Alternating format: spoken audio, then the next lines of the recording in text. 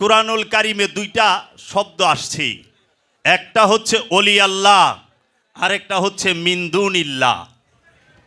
কোরআনে দুটি শব্দ এসেছে, একটি হচ্ছে ওলি আল্লাহ আর একটি হচ্ছে মিনদুনিল্লাহ। এই ওয়াহাবি সালাফি খারিজি ফেরকার অনুসারী যারা, তাহারা এই মিনদুনিল্লাহ সম্পর্কে কোরআনে যতগুলো আয়াত আছে এই সমস্ত আয়াতগুলো এনে নবী রসুল এবং ওলি আল্লাহদের উপরে ছেদ করে দেয়, সাধারণ মানুষকে বিভ্রান্ত করে, সাধারণ মানুষকে ধোঁকা দেয় যে ওলি আল্লাহ বাদে অন্য কারো কাছে চাইবা না, আল্লাহ বাদে অন্য কারো কাছে যদি চাও তাহলে শিরক হবে, আল্লাহকে ছাড়া অন্য কারোর কাছে যদি সাহায্য চাও শিরক হবে, সোজা আল্লাহর কাছে চাইবা, কোনো নবীর কাছে সে উসিলার মাধ্যমে সাহায্য চাইবা না, কোনো রসুলরে দইরা সাহায্য চাইবা না, কোনো অলির কাছে যায় সাহায্য চাইবা না, কোনো মাজারের কাছে যায় সাহায্য চাইবা না, মাজারে যাইবা না, মাজারে সেজদা দিবা না, মাজারে সাহায্য চাইবা না, কারণ এরা মিনদুনিল্লাহ এই কথা বলে। নাউজুবিল্লাহি মিন যালিক।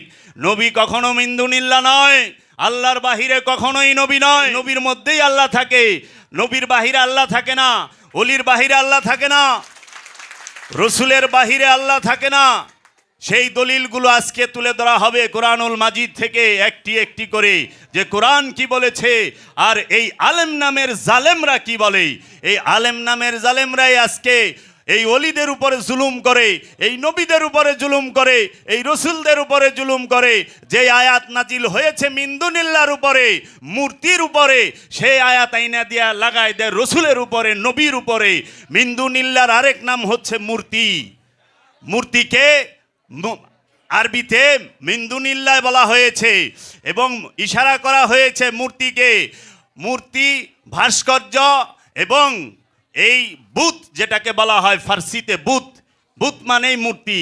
এই মূর্তি সম্পর্কে যতটি আয়াত আসছে প্রত্যেকটা আয়াতকে আইনা অলিদের সাথে সেট করে দেওয়া হয়েছে, নবীদের সাথে সেট করে দেওয়া হয়েছে, রসুলদের সাথে সেট করে দেওয়া হয়েছে। আমি আজকে সেইগুলো তুলে ধরবো আপনাদের সামনে। কোরআনুল মাজিদে অসংখ্য আয়াত আছে যেগুলো আপনারা তাজ্জুব হয়ে যাবেন, এই ওয়াহাবিরা কত চতুরতা করে, কত কৌশল করে। ওয়াহাবি ফেরকার অনুসারীরা কৌশলে একজন ইনসানে কামেলকে, ওলিয়ে কামেলকে মূর্তি বানিয়ে ফেলেন এবং বিভ্রান্তি তৈরি করার তরে অনেক রকম কথা বলে থাকেন। যেমন টেলিভিশনের পর্দায় কিছুদিন আগেও বিভ্রান্ত করার কৌশল অবলম্বন করে প্রচার করা হতো পীর পূজা ইসলামেতে নাই, পীর পূজা ইসলামেতে নাই। দুনিয়াতে আজ পর্যন্ত যত লক্ষ লক্ষ ওলি, গাউস, কুতুব, আবদাল, আরিফ আগমন করেছেন, তারা সবাই এক বাক্যে বলেছেন যে সত্য সাগরে অবগাহন করতে চাইলে ওলিয়ে কামেলকে অবশ্যই গুরুরূপে গ্রহণ করে নিতে হবে। অপরপক্ষে ওয়াহাবি মোল্লারা ধুমসে প্রচার করে বেড়াচ্ছে যে আল্লাহর নৈকট্য লাভের জন্য গুরু ধরার কোনো প্রয়োজন নাই। যদি ওয়াহাবি মোল্লাদের কথাটি সত্য বলে ধরে নেই, তাহলে লক্ষ লক্ষ ওলি, গাউস, কুতুব, আবদাল্লাহ প্রতারক রূপে চিত্রায়িত হয়। আবার অপরপক্ষে যদি লক্ষ লক্ষ ওলি, গাউস, কুতুব, আবদালদের কথাগুলো সত্য হয়ে থাকে, তাহলে ওয়াহাবি মোল্লাদের অবস্থানটি কোথায় গিয়ে দাঁড়ায়? মিশকাত শরীফে একটি হাদিস আছে, দুনিয়ার আলেমদের চেহারা নকশা কেমন হবে তা বিস্তারিত বর্ণনা দেওয়া আছে। আমি বিস্তারিত না বলে এই হাদিস হতে একটি কথা তুলে ধরতে চাই, আর সেই কথাটি হলো এই দুনিয়ার আলেমদের মধ্যে এমন কিছু আলেম নামের কলঙ্ক পাওয়া যাবে যারা পশুর চেয়েও নিকৃষ্ট। মানুষের পরম সৌভাগ্য যে আল্লাহ পাক জাত রূপে মানুষের জীবন রোগের নিকটেই আছেন। সেই জন্য মানুষ সৃষ্টি শ্রেষ্ঠ জীব, এই মানুষকেও উপেক্ষা করে, অবহেলা করে, অস্বীকার করে অজানার পূজা করার উপদেশটি যারা দেন, অজানার ইবাদত করার উপদেশটি যারা দেন, তাদেরকেই বা বলার কি থাকতে পারে? শুধু এটুকুই বলা যায় যে এরা আল্লাহর রহস্যের জ্ঞান হতে নিজেরাই নিজেদের মুখ ফিরিয়ে রেখেছে। বাবা জাহাঙ্গীরের কোরআনুল মাজিদে বাবা জাহাঙ্গীর লিখেছেন, এই ওয়াহাবিরা আল্লাহর রহস্যের জ্ঞান পাবার জন্য তারা নিজেরাই নিজেকে মুখ ফিরায় রাখছে। এইটা তাকো দোষ। এর লেগে আল্লাহ কইছে আমি কেউর উপরে জুলুম করি না, তুই যা করবি তাই দিমু, যাররা পরিমাণ করলে যাররাই দিমু। মূর্তি মূলত দুই প্রকার, মূর্তি মূলত দুই প্রকার। বাবা জাহাঙ্গীর যে দর্শন দিয়েছেন, মোল্লারা যে মিনদুনিল্লাহকে মূর্তি বানায়, এই মূর্তি দুই প্রকার। একটা হইল বস্তু জগতের মূর্তি, যেটা পাথর দিয়ে হয়, মাটি দিয়ে হয়, স্বর্ণ দিয়ে হয়, রূপা দিয়ে হয়, বস্তু দিয়ে হয়। আরেকটি হচ্ছে মানুষের মনোজগতের মূর্তি, মানব জগতের মনোজগতের মূর্তি, মানবের মনোজগতের মূর্তি, মনের মূর্তি। এই পাথরের মূর্তি কোনোদিন কাহারও লাভও করতে পারে না, ক্ষতিও করতে পারে না, নিজেই নিজের লাভ করা পারে না, নিজে নিজের ক্ষতিও করতে পারে না। পাথরের মূর্তির উপরে যদি কাউয়ায় বহে, খেদায় পারে? মাছি বইলে খেদায় পারে? শ্যাওলা পইরা যায়, খেদায় পারে? হ্যাঁ, বগে আইগা থুয়া যায়, কিচ্ছু কয়ে পারে না, চুপ করে খাড়ায় থাকে। কি করব? পরে হেরে আবার দোয়ানের লেগে কামলা লন লাগে, হেরে সরানের লেগে ট্রাক লন লাগে। তাইলে কিভাবে মানুষের ভালো মন্দ কিছু করার অধিকার রাখে? কখনোই না। তাহলে কোন মূর্তি মানুষকে পূজা করায়? সেটা হচ্ছে মানুষের মনোজগতের মূর্তি। সেই মূর্তিগুলো কি? সেই মূর্তিটা হচ্ছে সবচেয়ে বড় মূর্তি, যে সে হচ্ছে খান্নাস। এই কাম, ক্রোধ, লোভ, হিংসা, মোহ, মায়া, মাৎসর্য, এই লাত, মনাত, উজ্জা, থবল, নিকসু, মাকাসু, এই মূর্তিগুলোর পূজা এই জাতি, ধর্ম, বর্ণ নির্বিশেষে পৃথিবীর সকল ধর্মের মানুষ, সকল জাতির মানুষ, তাহারা এই মূর্তি পূজা করে থাকেন এবং মূর্তি পূজা করতেছেন। এই হাঁটিকি মূর্তিকেই বলা হয়েছে মিন্দুনিল্লাহ। এই মনোজগতের যে মূর্তি, সেই মূর্তির কোনো আকার নাই, সেই মূর্তির কোনো আয়তন নাই। এই মনোজগতের যে মূর্তি, তার আকার নাই, আয়তন নাই, ওজন নাই, কিন্তু প্রচণ্ড শক্তি। এর জন্য এই মনোজগতের মূর্তি বাস করে কোথায়? মানুষের দিলে, মানুষের কলবে, মানুষের অন্তরে, মানুষের মনে। এই মনের মধ্যে যে মূর্তিগুলোর অবস্থান, এই মূর্তি সবসময় মানুষকে পূজা করায়। মূর্তির কোনো শয়তানের জাতও নাই, সিফাতও নাই, কিন্তু শক্তি আছে। বাবা জাহাঙ্গীর, শয়তানের জাতও নাই, সিফাতও নাই, কিন্তু শক্তি আছে। এখন এই মূর্তি নিয়ে কোরআনে কিছু আয়াত আসছে। আল্লাহ মিন্দুনিল্লাহকে কোরআনুল মাজিদে বলেছেন মিন্দুনিল্লাহ হচ্ছে জাহান্নামী। আল্লাহ রাব্বুল আলামিন সূরা আম্বিয়ার ৯৮ নম্বর আয়াতে বলেছেন, সবাই এইটা বের করবেন, দেখবেন সূরা আম্বিয়ার ৯৮ নম্বর আয়াতে আল্লাহ বলছেন, ইন্নাকুম ওয়া মা তা'বুদুনা মিন দুনিল্লাহি হাসিবু জাহান্নাম। ইন্নাকুম ওয়া মা তা'বুদুনা মিন দুনিল্লাহি হাসিবু জাহান্নাম। নিশ্চয়ই তোমরা আল্লাহকে ছেড়ে যাদের ইবাদত করো, তাহারা জাহান্নামের ইন্ধন। মিন দুনিল্লাহ কি? জাহান্নামের ইন্ধন। মিন দুনিল্লাহ হচ্ছে জাহান্নামের জ্বালানি, ইন্ধন। আপনারা বলেন তো, ওলি আল্লাহ কি জাহান্নামের ইন্ধন? ওলি আল্লাহদের কি কোরআনে কোথাও জাহান্নামের ইন্ধন বলা হয়েছে? রসুলদের কি কোথাও জাহান্নামের ইন্ধন বলা হয়েছে? নাউজুবিল্লাহি মিন জালিক। নবীদেরকে কি কোথাও জাহান্নামের ইন্ধন বলা হয়েছে? না। তাহলে কোরআন তো বলতেছে মিন্দুনিল্লাহ হচ্ছে জাহান্নামের ইন্ধন।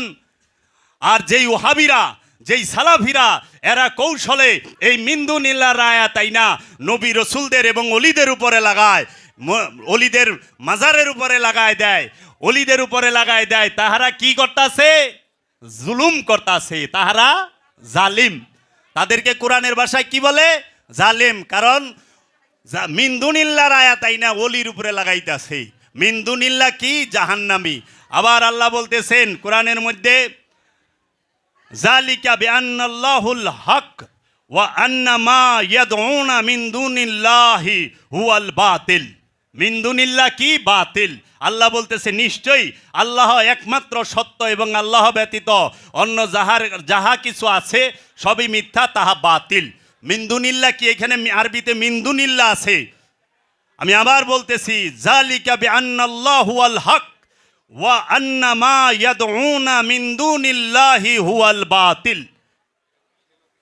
কোরআনে সরাসরি বলে দিচ্ছে যে আল্লাহ হচ্ছে সত্য আর মিন্দুনিল্লাহ বাতিল। এখন যারা এই মিন্দুনিল্লাহর আয়াত আইনা অলির উপরে লাগায়, অলি কি বাতিল? আল্লাহ কি অলিদেরকে বাতিল বলেছে? আল্লাহ কি অলিদের বাতিল বলেছে? কাকে বলেছে? মিন্দুনিল্লাহকে বাতিল বলেছে। আর এই ওহাবিরা সাধারণ মানুষকে তারা প্যান্ডেলের মধ্যে বইসা এই আয়াতগুলারে লাগায় দেয় অলিদের উপরে, যে তোমরা অলিদের কাছে যাও না, কারণ আল্লাহ কোরআনে কইছে মূর্তি সে তোমাদের লাভও করতে পারে না, লোকসানও করতে পারে না, সে তোমাদের ফায়দাও দিতে পারে না, ক্ষতিও করতে পারে না, সে চলতে পারে না, ফিরতে পারে না, কিছুই করতে পারে না। সে তুমি এইটা মূর্তিকে মনে করো না, সে তোমার হাজাত রবা মানে মনের ইচ্ছা পূরণ করে, যে সে তোমার দিলের আশা পূরণ করবে, কখনোই না। দিলের আশা পূরণ কে করে? আল্লাহর ওলি। আল্লাহর ওলিদের ছাড়া, আল্লাহর রসুলদের ছাড়া, আল্লাহর নবীদের ছাড়া অন্য কোথাও চাওয়ার বিধানই নাই, দর্শনই নাই। যাহারা বলে তারা কোরআনের বাহিরে কথা বলে। এর জন্য কোরআন বলেছেন, অনুনাজ্জিলু মিনাল কুরআনে মা হুয়া শিফাউন ওয়া রাহমাতাল লিল মুমিনিনা। অনুনাজ্জিলু মিনাল কুরআনে মা হুয়া শিফাউন ওয়া রাহমাতুল লিল মুমিনিন।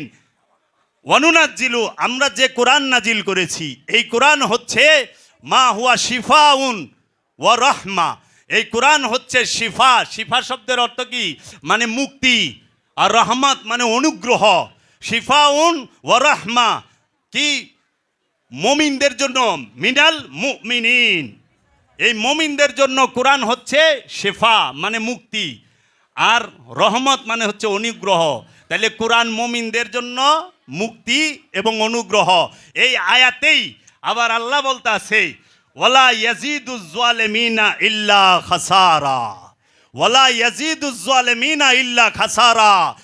একমাত্র জালিমদের জন্য এই কোরআন হচ্ছে খাসারা, লুকসান, লুকসান, লুকসান। কাদের জন্য? জালেমদের জন্য। একটু খেয়াল করেন, এইখানে কিন্তু বলা হয় নাই ওয়ালা ইয়াজিদুল কাফেরিনা ইল্লা খাসারা। কাফেরের লেগে এই কোরআন খাসারা, কাফেরের জন্য কোরআন লুকসান, এটা কিন্তু বলে নাই। কেন বলে নাই? কি কারণে বলে নাই? কারণ একটাই, কাফের তো কোরআনই পড়ে না।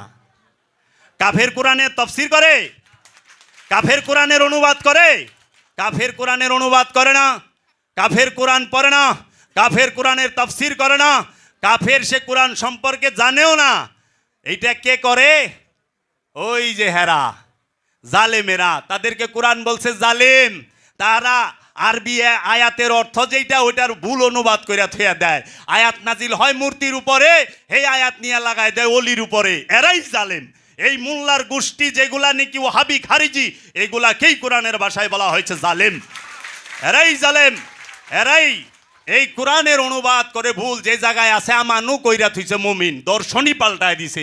মুমিন হলো খান্নাস মুক্ত নফস, যার নফসের উপরে রূপী রব জাগ্রত এবং প্রকাশিত এবং বিকশিত, যে সব সময় মানুষের রবের চেহারা নিয়া এই নফসটি, পবিত্র নফসটি রবের নূরের মধ্যে ডুবে আছে, সে হইল মুমিন। আর আমানু হইল শয়তান যুক্ত সাধক, শয়তান দুর্বল রূপে থাকে আমানুর মধ্যে। আর কোরআনেই আল্লাহ কয়ে দিছে আমানুর লগে শয়তান থাকে, কিন্তু মুমিনের লগে আল্লাহ থাকে। এক লাইনে, ইন্নাল্লাহা মাআল মুমিনিন, নিশ্চয়ই আল্লাহ আমি মুমিনদের সাথে থাকি। কোরআনে কোথাও বলে নাই ইন্নাল্লাহা মাআল আমানু, আমি আমানুর লগে থাকি নাই। আমানুর লগে শয়তান থাকে আর মুমিনের লগে আল্লাহ থাকে। অহনে মোল্লায় আমানুরই মুমিন বানায় থিছে। তো মুমিনের অর্থ কি করব?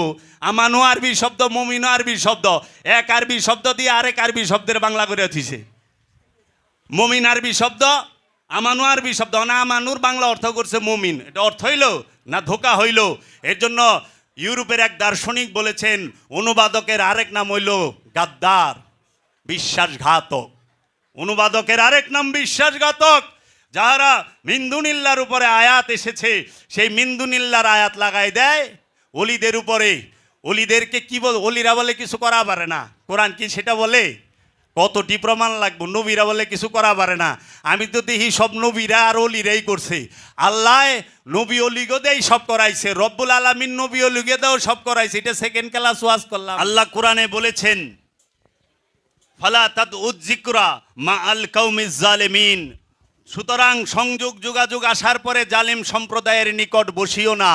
যখন আপনি মুর্শিদে কামেলের কাছে বায়াত হইছেন, ওলিয়ে কামেলের কাছে বায়াত হইছেন, বায়াত হওয়ার পরে মানে সংযোগ যোগাযোগ আসার পরে জালিমের কাছে বইবেন না করছি।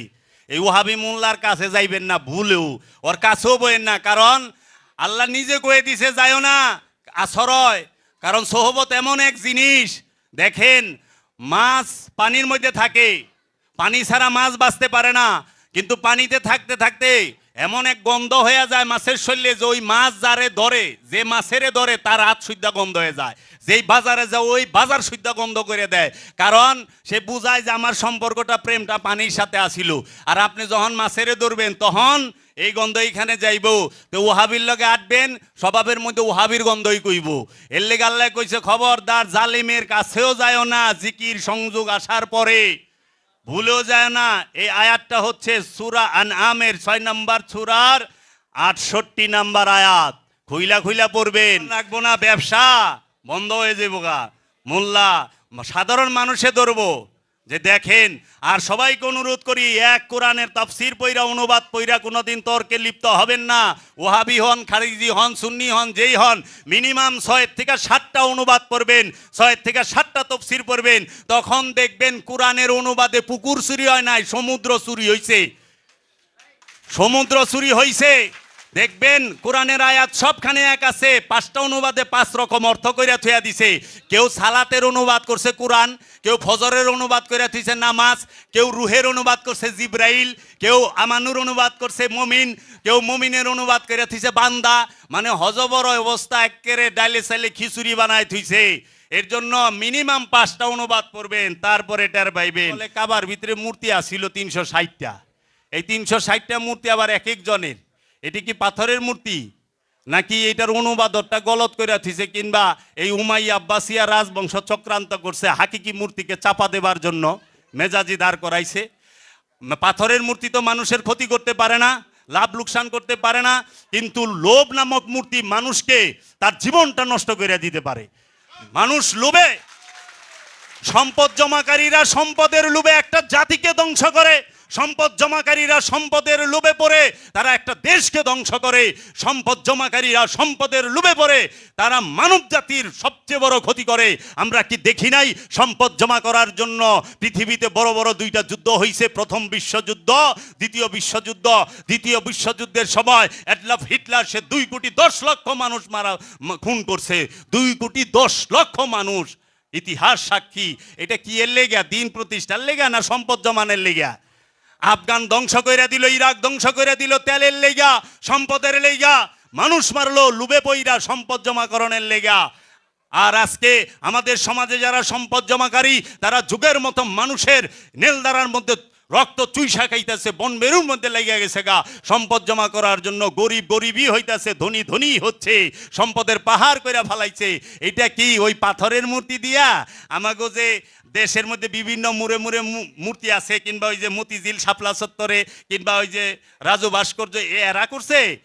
নাকি আমাদের দেশের সম্পদ জমাকারীদের মনের ভিতরে যে লোভ, হিংসা, কামনা, বাসনা, অহংকার, এই মূর্তিগুলাই করছে? কে করছে? ওই বড় বড় মূর্তিগুলায় মানুষকে ধ্বংস করে ফেলাইছে, বেকারত্ব বাড়াই দিছে। এর জন্য আল্লাহ কোরআনে বলছে সম্পদ জমাকারী জাহান্নামী, সম্পদ জমাকারী জাহান্নামী। ওয়াইলুল লিকুল্লি হুমাযাতিল লুমাযাত আল্লাযী জামআ মালাহু ওয়া আদ্দাদা। তুমি দেখেছো ওই ব্যক্তিকে যে সম্পদ জমা করে ধ্বংসপ্রাপ্ত, সে কে? আল্লাযী যাহারা জমা করে মালাউ সম্পদ, ওয়া আদ্দাদা গুনিয়া বাছিয়া রাখে, সম্পদ গুনিয়া বাছিয়া রাখে। তারা কি? হুতামার অধিবাসী, জাহান্নামী। সম্পদ জমাকারীর জানাজায় যাওয়া নিষেধ, সম্পদ জমাকারীকে সালাম দেওয়া নিষেধ। এখন তো সমাজে সম্পদ জমাকারী সব জায়গার সভাপতি হয়, দর্শনই উল্টে গেছে। সত্য কে কইব? সত্য কইতে বুকের পাটা লাগবো।